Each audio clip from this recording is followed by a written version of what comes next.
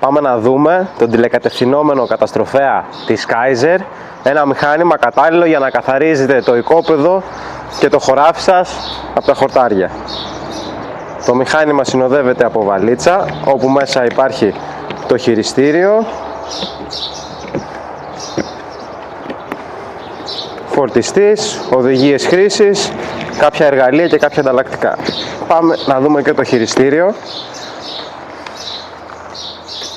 Βάζουμε μπροστά το μηχάνημα, ανοίγουμε το χειριστήριο.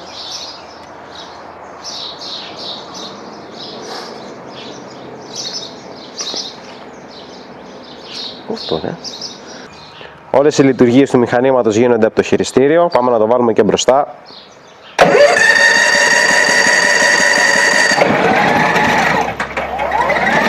Πάμε πάλι.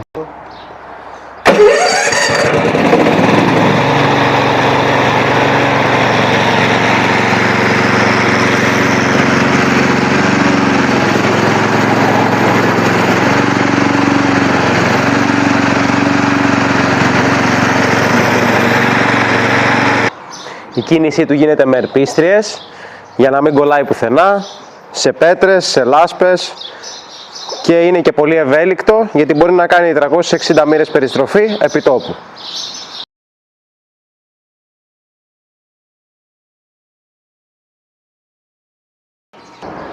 Το μικρό του μέγεθος το κάνει κατάλληλο για χωράφια με εμπόδια όπως φωτοβολταϊκά ή δέντρα, όπου μπορεί να περάσει από κάτω τους κάτι που για παράδειγμα ένα τρακτέρ δεν θα μπορούσε να το κάνει. Πάμε να δούμε τι κρύβει και κάτω από το καπάκι. Βλέπουμε ένα κινητήρα 452 κυβικά, δύο ηλεκτρικά μοτέρ που δίνουν κίνηση στις ερπίστριες, το δοχείο της βενζίνης και ανεμιστηράκι για να ψύχει το κινητήρα. Φοράει μαχαίρι, όπου στις δύο άκρες του έχει λεπίδες ελεύθερες, όπου περιστρέφονται, με πλάτος εργασίας σχεδόν 70 πόντους και ρυθμιζόμενο ύψος κοπής από το χειριστήριο από 3 έως 12 πόντους.